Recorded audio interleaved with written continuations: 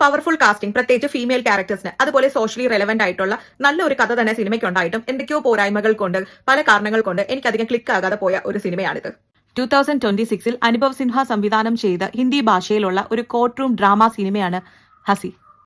സിനിമയിലെ പ്രധാന കഥാപാത്രമായ പരിമയായി അഭിനയിക്കുന്നത് കനി കുസൃതിയാണ്. ശരിക്കും കനിയുടെ ഒരു ഇൻസ്റ്റാഗ്രാം പോസ്റ്റ് കണ്ടിട്ടാണ് ഞാൻ ഈ സിനിമയ്ക്ക് പോകുന്നത്. എനിക്ക് യാതൊരു ഐഡിയയും ഉണ്ടായിരുന്നില്ല സിനിമ എന്താണ് ഏതാണെന്നുള്ളത്.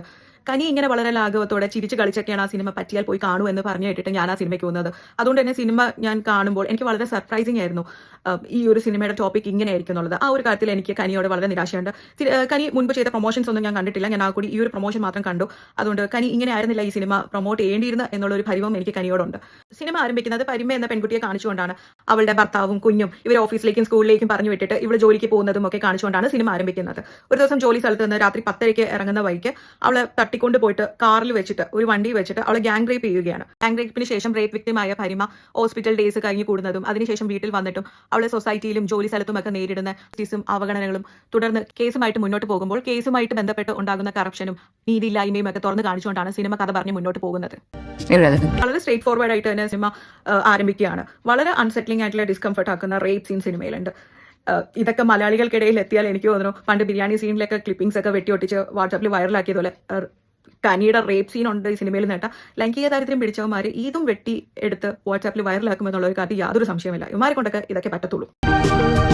റേപ്പ് ചെയ്തവരെ പിന്നീട് കണ്ടെത്തി അറസ്റ്റ് ചെയ്യുന്നുണ്ടെങ്കിലും കള്ളത്തെളിവുകളൊക്കെ വെച്ച് ഇവർ നിരപരാധികളാണെന്ന് തെളിയിക്കാൻ വേണ്ടിയിട്ട് സിസ്റ്റവും കോടതിയും പോലീസുകാരും ഒക്കെ എങ്ങനെയാണ് കുറ്റവാളികളിൽ നിന്ന് പൈസ വാങ്ങി അവരെ രക്ഷപ്പെടുത്താൻ ശ്രമിക്കുന്നത് എന്നുള്ള ഒരു സൊസൈറ്റിയുടെ നേർക്കുള്ള ഒരു കണ്ണാടി നേർക്ക് തിരിച്ചു വെച്ചിട്ട് പോലെ തന്നെയാണ് സിനിമ നമുക്ക് മുന്നിൽ അവതരിപ്പിക്കുന്നത്.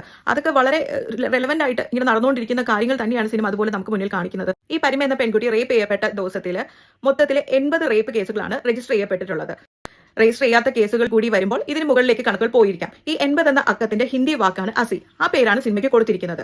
അതുപോലെ ഇന്ത്യയിൽ ഓരോ 20 മിനിറ്റ് കൂടുമ്പോഴും ഓരോ റേപ്പ് കേസുകൾ സംഭവിക്കുന്നുണ്ടെന്നാണ് കണക്കുകൾ പറയുന്നത്. അതുകൊണ്ട് തന്നെ സിനിമ നടക്കുമ്പോൾ ഓരോ 20 മിനിറ്റ് കൂടുമ്പോഴും ഒരു റെഡ് സ്ക്രീനിൽ ഇങ്ങനെ 20 മിനിറ്റ്സ് എന്ന് എഴുതി കാണിക്കുന്നുണ്ട്. അതായത് നമ്മൾ ഓർമ്മപ്പെടുത്തുകയാണ് ഇന്ത്യയിൽ എവിടെയോ ഒരു സ്ഥലത്ത് ഏതോ ഒരു പെൺകുട്ടി റേപ്പ് ചെയ്യപ്പെട്ടു, അത് റിപ്പോർട്ട് ചെയ്യപ്പെട്ടു എന്നുള്ളത്. പോസ്റ്റ് ഇന്റർവെലിന് ശേഷം വളരെ ഈസിയായിട്ടുള്ള കഥാസന്ദർഭങ്ങളിലൂടെയും നീണ്ട മോണോലോഗുകളിലൊക്കെ ആയിട്ട് വലിച്ചു വെച്ചുകൊണ്ടാണ് സിനിമ മുന്നോട്ട് പോകുന്നത്. അതുകൊണ്ടായിരിക്കാം എനിക്ക് അധികം സിനിമ കണക്ട് ആവാതെ പോയത്. അതുപോലെ തന്നെ വളരെ സോഷ്യലി റിലവന്റ് ആയിട്ടുള്ള ഒരു ടോപ്പിക് ആയിട്ട് തന്നെയും എന്തൊക്കെ സിനിമകൾ വന്നാലും ചർച്ചകൾ നടന്നാലും കഥകളൊക്കെ വന്നാലും ഇന്ത്യയിൽ റേപ്പ് കേസുകൾ രജിസ്റ്റർ ചെയ്യപ്പെടുന്ന കണക്കുകൾക്കൊന്നും യാതൊരു കുറവ് വരുന്നില്ല. ആ ഒരു ചിന്താഗതിയൊക്കെ ഉള്ളിലുള്ളത് കൊണ്ടാവാം, ഒരു പ്രതിഷേധമൊക്കെ ഉള്ളിലുള്ളത് കൊണ്ടാവാം ഇത്തരം ടോപ്പിക്കുകളൊക്കെ ഉള്ള സിനിമകൾ മുന്നോട്ട് വരുമ്പോഴും എനിക്ക് പ്രത്യേകിച്ച് ഇത്തരം ഈ സിനിമകൾ കൊണ്ടൊന്നും അല്ലെങ്കിൽ കഥകൾ കൊണ്ടൊന്നും ഒരു ഇമ്പാക്റ്റും ഈ സൊസൈറ്റിയിൽ എവിടെയും ഉണ്ടാകാൻ പോകുന്നില്ല എന്നൊരു തിരിച്ചറിവുകളൊക്കെ കൊണ്ടായിരിക്കാം എനിക്ക് ഭയങ്കര സംഭവമായിട്ട് ഈ സിനിമ തോന്നിയിട്ടില്ല. എന്നാൽ കോർട്ട് റൂം ബാറ്റിൽ പോലുള്ള സിനിമകളൊക്കെ കാണാൻ ഇഷ്ടപ്പെടുന്നവരാണെങ്കിൽ നിങ്ങൾക്ക് ഈ സിനിമ കാണാൻ തിരഞ്ഞെടുക്കാവുന്നതാണ്.